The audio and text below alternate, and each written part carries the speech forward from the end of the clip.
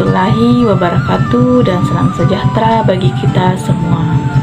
Video kali ini berkaitan dengan mata kuliah Kritik Sastra Mutakhir dengan pembahasan mengenai pendekatan kritik sastra pada kajian moral. Sebelumnya, saya ucapkan terima kasih kepada dosen pengampu mata kuliah Kritik Sastra Mutakhir, Bapak Dr. Andi Agus Salim, AJ SPD Unhum, dan teman-teman sekalian yang telah memberikan kami kesempatan untuk menyampaikan materi kami pada video kali ini. Adapun poin-poin pembahasan yang akan disampaikan pada materi pendekatan kritik sastra ini mencakup 6 pembahasan. Pertama, jenis pendekatan kritik sastra. Kedua, pendekatan moral kritik sastra. Ketiga, nilai-nilai moral dalam kritik sastra. Keempat, cara melakukan pendekatan moral kritik sastra. Kelima, kelebihan dan kelemahan pendekatan moral kritik sastra. Dan yang terakhir yaitu contoh pendekatan moral kritik sastra pada sebuah cerpen yang berjudul Perompa Sadun Kiriman Ibu. Kami dari kelompok 4 yang beranggotakan 4 orang, saya Nur Agung Sari selaku moderator, Saudara Mutia Al-Khairat sebagai pemateri pertama, Saudara Nur Zaim sebagai pemateri kedua, Saudara Olivia Juni Rosita Hutagalung sebagai pemateri ketiga. Silakan menyaksikan. Terima kasih moderator atas kesempatan yang diberikan. Pembahasan yang pertama adalah jenis pendekatan kritik sastra yang didasarkan pada orientasinya. Menurut Abrams, dasar pengembangan pendekatan pengkajian sastra dibagi menjadi 4. Yang pertama adalah pendekatan objektif. Pendekatan objektif ini fokusnya kepada isi karya sastra tapi juga mengaitkan dengan hal yang ada di luar karya sastra tersebut. Kemudian yang kedua adalah pendekatan mimetik, yakni fokusnya kepada kesesuaian karya sastra dengan objek yang dilukiskan si pengarang. Kemudian yang ketiga adalah pendekatan ekspresif yang berfokus kepada unsur batin si pengarang. Kemudian yang keempat adalah pendekatan pragmatik, yakni fokusnya kepada manfaat yang didapat pembaca. Kemudian pembahasan yang kedua adalah pendekatan kritik sastra, yang dibagi menjadi 2 bagian. Ada yang berdasarkan sudut pandang strukturalisme dan juga ada yang berdasarkan post-strukturalisme.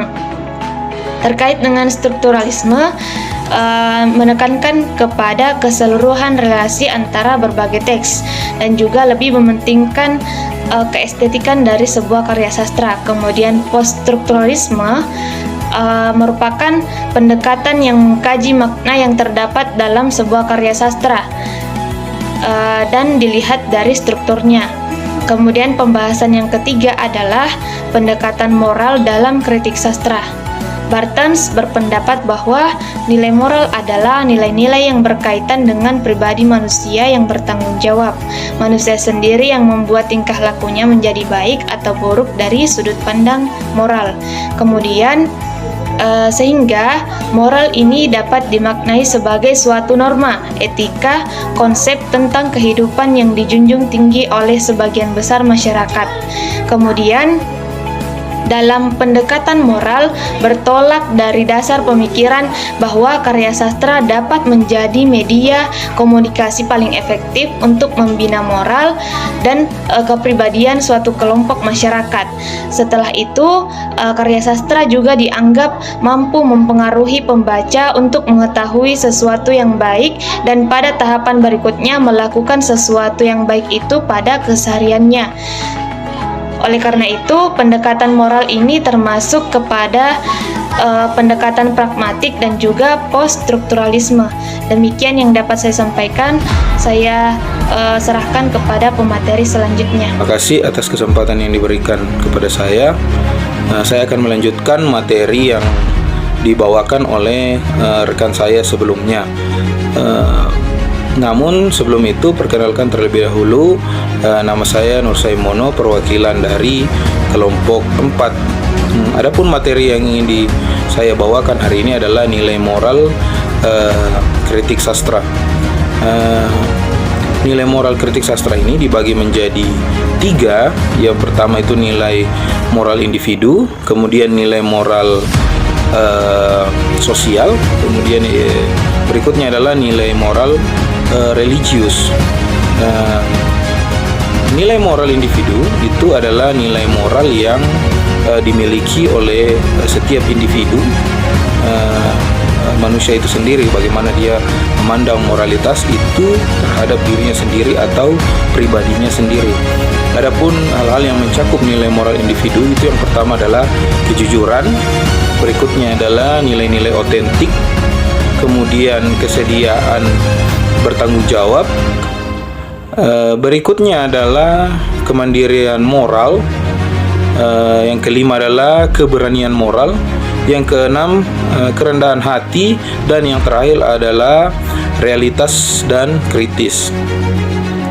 Berikutnya yang kedua, nilai moral sosial itu adalah nilai moral yang berhubungan dengan orang lain atau lingkungan sosial, termasuk juga di dalamnya berhubungan dengan alam di sekitarnya. Adapun nilai-nilai moral itu yang mencakup hal-hal yang mencakup nilai-nilai moral sosial itu yang pertama adalah peduli sosial, berikutnya adalah peduli lingkungan, cinta kasih, kemudian rela berkorban, dan yang terakhir semua hal yang berhubungan dengan etika-etika sosial. Berikutnya yang ketiga, nilai moral religius ini adalah nilai moral yang berhubungan dengan Tuhan Yang Maha Esa. Jadi dasar-dasar moralitas itu berhubungan terhadap kepercayaan masing-masing.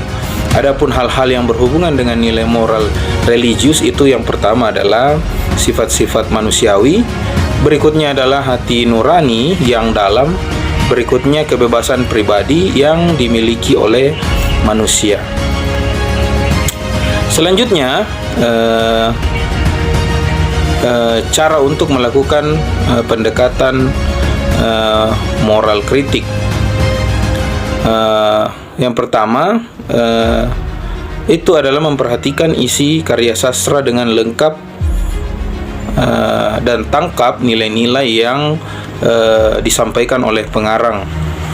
Berikutnya yang kedua, perhatikan aspek didaktis secara kritis dari karya sastra tersebut hingga terlihat dalam pewatakan dan peran tokoh-tokoh.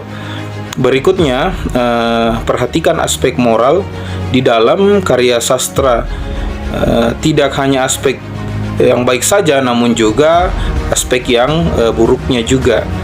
Berikutnya yang keempat, tentu saja dengan memperhatikan kesan resepsi pembaca terhadap karya sastra tersebut. Bisa saja sebuah karya sastra tersebut membawa misi yang besar, namun jika pembaca tidak mampu menangkapnya dan memahami isi tersebut, maka pesan pun itu bisa jadi tidak tersampaikan. Nah, itulah cara-cara untuk melakukan pendekatan moral kritik. Dan yang terakhir itu kelebihan dan kekurangan pendekatan moral kritik.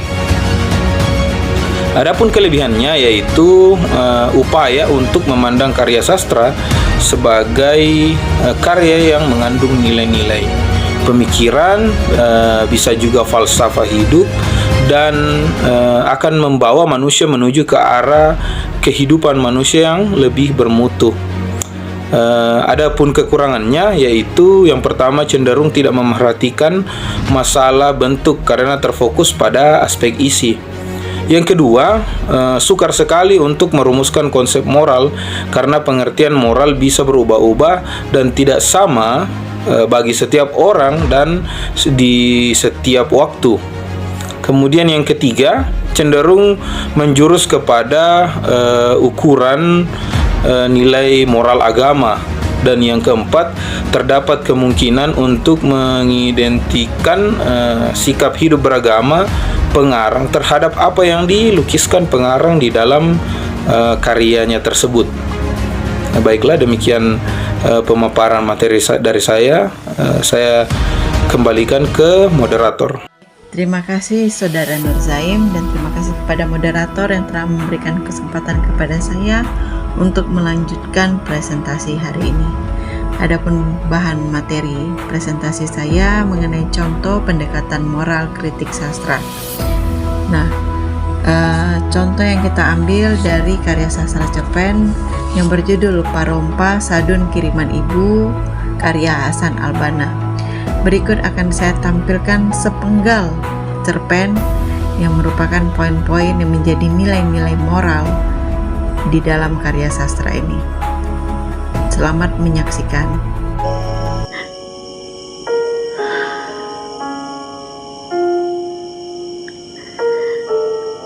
Doli Hasian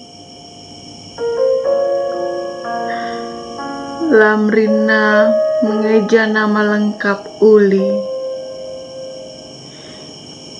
Itulah dua kata yang tertera di atas Parompa.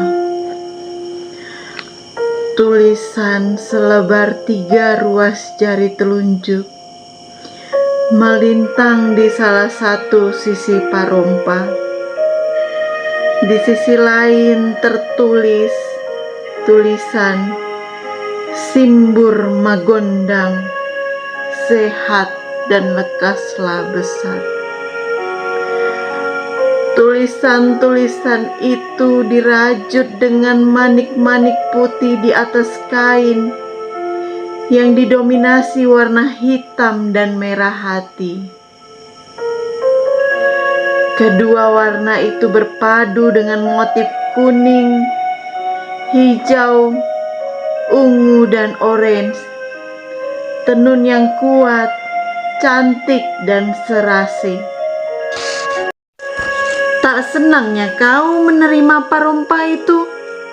Suara Ibu Lamrina sedikit tinggi dari percakapan sebelumnya. Pertanyaan itu seperti gelegar halilintar. Jantung Lamrina berdebar. Iya, Lamrina, tak senangnya kau? Senangnya aku, Bu. Kau kirimkanlah lagi Parompa itu ke kampung. Berhari-hari panas dingin tubuh Lamrina dibuatnya. Puncaknya, 4 hari menjelang melahirkan, ia mendapat berita yang membuat tubuhnya lunglai seperti baju yang teronggok di lantai. Ibumu meninggal tadi malam, kira-kira pukul 11. Suara parau tulang dahler yang berkabar singkat lewat telepon menjelang subuh. Maka meletuslah tangis Lamrina.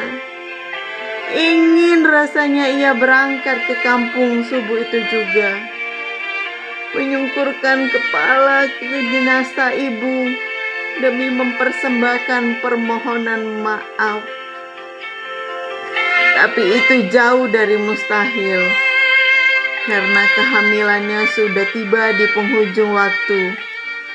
Kalau bukan karena memikirkan anak yang di dalam perutnya, sudah tentu ia terus meraung, menenggelamkan diri di lautan murung. Bagi Lamrina tidak mudah meredam hati yang resah, tidak gampang menerima perasaan yang bimbang. Butuh waktu lama meneguh semangat yang rapuh. Entahlah, setiap kali mengajak Uli bercanda atau setiap kali memanggil nama anaknya, Uli, anak sayang, serta merta Lamrina seperti berbisik, Ibu, nasibmu, betapa malang. Lantas ia pun akan kehabisan kekuatan memendung kabut basah yang mengapung di matanya. Bahkan matanya yang bersorot menerawang itu seperti 2 tanda penuh kuah. Lalu tumpah menggarami luka hatinya yang mengangah merekah. Ibu, maafkan Lamrina. Tadi sepenggal monolog cerpen Parompa Sadun kiriman ibu karya Hasan Albana yang saya bawakan dengan cara yang sederhana. Berikut saya akan mencoba melakukan pendekatan moral kritik sastra terhadap cerpen tersebut.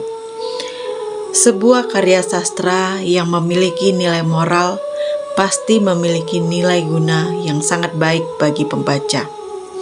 Nilai moral itu harus mampu mengubah pandangan pembaca terhadap rutinitas kehidupannya, maka barulah nilai itu memiliki manfaat. Kritik sastra mengajarkan kita tidak hanya untuk mengapresiasikan sebuah karya sastra, namun harus mampu memberikan penilaian terhadap karya sastra tersebut. Pendekatan moral pada kritik sastra mengajarkan kita melihat dari sudut pandang bagaimana nilai-nilai moral yang ada dalam teks sastra tersebut dapat hidup dan menjelma dalam kehidupan pembaca. Dapat disimpulkan dari karya Hasan Albana yang berjudul Parompa Sadun Kiriman Ibu merupakan sebuah karya sastra yang bernilai tinggi dan mampu mengubah harkat martabat manusia menjadi pembaca yang lebih baik. Karya sastra itu mengajarkan bagaimana nilai-nilai dalam adat leluhur tetap dihadirkan dengan pertentangan batin yang dialami tokoh utama. Meskipun begitu, tampak tokoh utama adalah sosok seorang anak yang patuh dan hormat kepada orang tuanya. Sehingga karya sastra ini sangat baik menjadi acuan kita untuk bersikap menjadi anak yang patuh kepada orang tuanya dan juga memiliki adab yang baik dalam melestarikan adat istiadatnya. Itulah tadi penyampaian materi dari kelompok kami terkait pendekatan kritik sastra pada kajian moral. Jika ada peserta diskusi masih belum memahami